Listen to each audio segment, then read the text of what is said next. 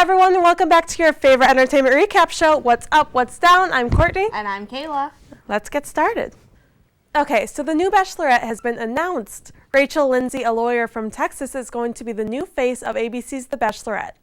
Rachel will go down as the first ever black lead on the series, which is amazing. She's been one of my favorite contestants on this season of The Bachelor, which is why this next piece of news is a little strange. Rachel hasn't even been eliminated on The Bachelor yet, but since she's the new Bachelorette, she obviously doesn't end up with Nick on the show. No one is quite sure why ABC did the announcement so early, but everyone has their theories. One of them being that a spoiler was already released, so they just want to be the first one to announce it. Overall, I'm going to give this news an up because I really like Rachel and I'm so excited for the new season. So it turns out that basically everyone watches This Is Us, even Mandy Moore's parents. Mandy posted a photo on Instagram last week of screenshots of her parents' response to This Is Us, and they weren't happy with how her character was treating her husband.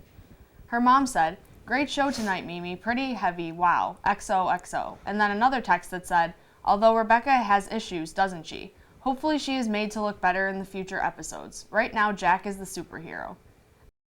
Then a half hour later, her dad texted and said, "You are so mean. After Jack was so sweet and romantic, you tell him about the tour. Your timing was awful." Then, to redeem himself, another text, "We loved the episode, XOXO."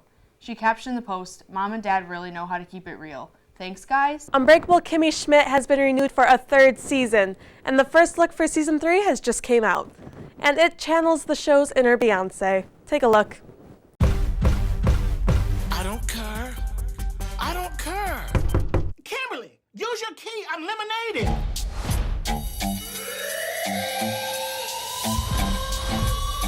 Hell no, I ain't playing with you, Michael. I'm not fooling with you, Michael.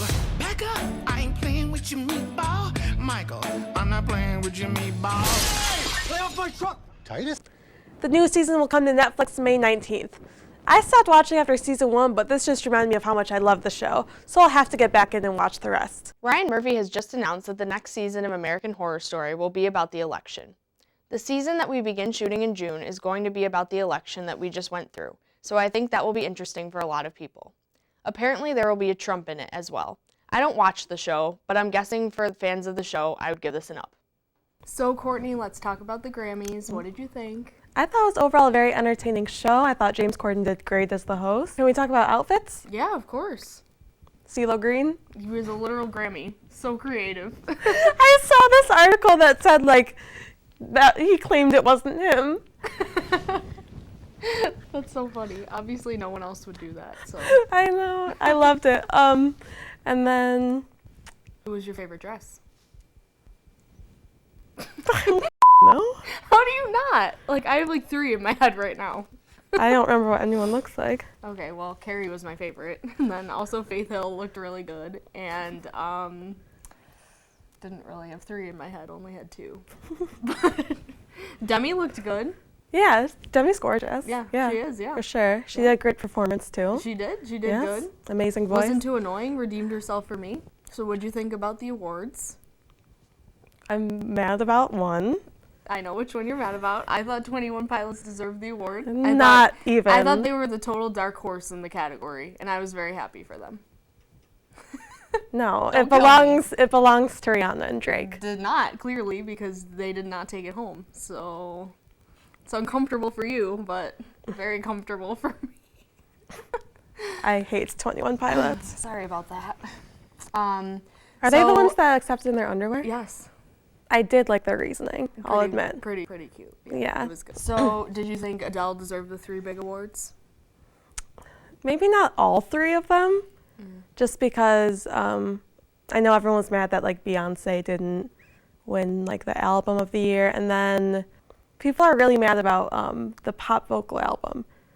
There's a hashtag that said "not my pop vocal album." I know, I saw your tweet. I was very happy with it. I think Adele deserved it over anyone in that category. I think she deserved everything she got, actually, because that album is so good. I'm just thrown off because the album came out in 2015. But it missed the cutoff for last year's Grammys. It's not like it's illegal.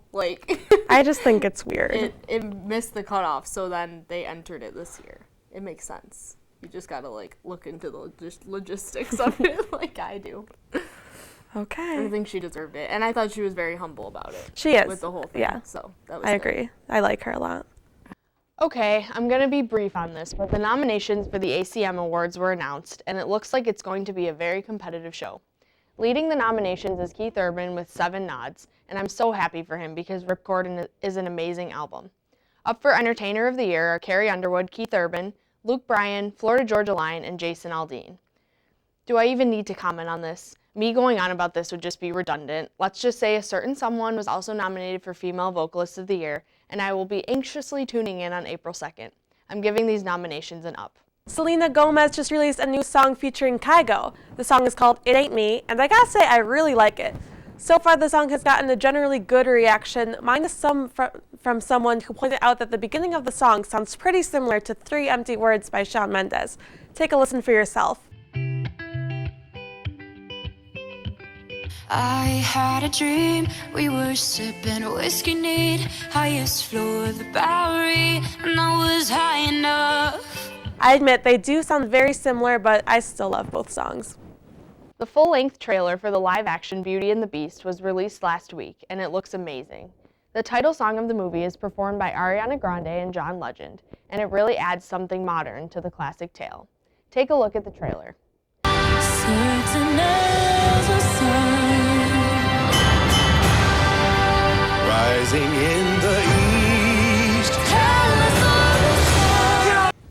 I really like the song by Ariana and John. I think it sounds very good. I like it too, and I normally don't like Ariana Grande, but I have to say that it's really good. Their voices sound great They together. sound amazing together, and it made the trailer so good. I know. loved it. I feel like we've been talking about this movie for like I know. ever, and We have. but it's finally coming out, so Almost. Less than a month. yes. The Everything trailer was just released, and it looks so sweet. The movie is about an 18-year-old girl named Mandy who has a life-threatening illness that confines her indoors. Feeling trapped, she wonders and wonders what life outside of her house is like. A cute boy, Ollie, moves in next door, and the two start communicating through text. They want to meet, but her protective mother won't allow it. However, Maddie's nurse, Carla, understands that Maddie should live a little and allows the two to hang out. Maddie ends up wanting to live life even more and goes to see the ocean with Ollie, which doesn't end up working out very well. We can all find out what happens when the movie comes to theaters May 19th. This past weekend, I saw the Oscar-nominated film Lion, and I now understand why it is nominated for Best Picture. The film stars Dev Patel and Nicole Kidman and tells the true story of a young boy who gets separated from his family in India and gets adopted by a family in Australia. 20 years later, Saru, having lived a wonderful life with his adopted parents, begins to grow curious about his past and where he is really from. The film follows his search for his roots and his family. I give this film an up for wonderful cinematography and a touching story. Lady Gaga's Super Bowl halftime show was almost as talked about as the actual football game, but not all the talk was positive. Many people came at Lady Gaga for her body, saying things like, "Lady Gaga needs to work on her abs. All I can look at is her belly flop around." And, "Tried to enjoy Lady Gaga's performance, was distracted by the flab on her stomach swinging around." And lastly, Lady Gaga coming in with a beer gut. This is absurd considering Lady Gaga looked amazing, healthy, and like a normal person. I give this a down for so many reasons. I seriously cannot even believe people are talking about this. I know. I actually thought it was a joke. Like, she looked so good. I don't even get how people can say that. I know. I mean, luckily I saw like all positive like tweets and like feedback, and like no one. Yeah, I didn't see any negative. No one online. I know said it. But, Yeah. I mean, most people thought it was amazing. And she did so good. It was great. Yeah. Yeah. That leads me into this next tidbit of info. I'm sure all of you know about the lawsuits between Kesha and Dr. Luke. Well, it's not over yet. Kesha's team just released a bunch of shocking emails that were exchanged between Dr. Luke and Kesha's manager, Monica Cornea. These emails started because Kesha was caught having a Diet Coke and eating turkey, when Dr. Luke put her on the juice cleanse diet. It is not clear who initiated the conversation, but here's the information we do have. Cornea said, "She was crying on the way home, FYI, just for you." Dr. Luke responded by saying, "We get concerned when she's breaking her diet plan. We have seen it happen multiple times, almost every day. It's also double concerning when the A-list songwriters and producers are reluctant to give Kesha their songs because of her weight." The rest of the emails can be found online if you're interested. I give this a total down because it's clear that she was being controlled and body shamed, which is never a good thing. Courtney, can you believe it's been 10 years since Britney Spears shaved her head? It seems like yesterday. But also seems like it was so far away because of how much she's grown and how far she's come. That she has.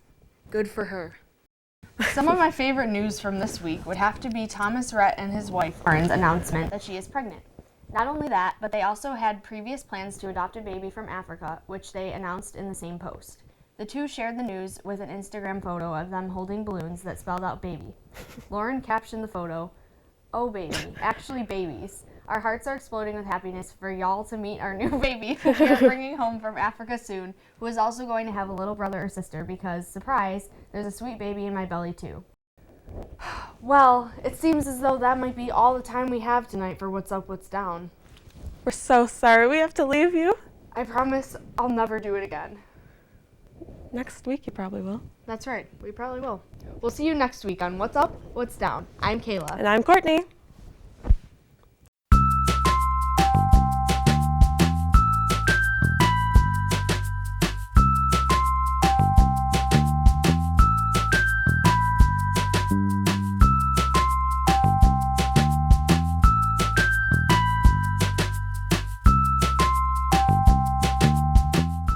I've got it. You could be like, "Hello and welcome to this week's episode of What's Down, What's Up." And then I could be like, "You're fired." You're way fired. I could be like, "Courtney, that's not the name." And then you'd be like, Oh. all right, just do it You know, normal. Kayla, this is your last episode. Yeah. Just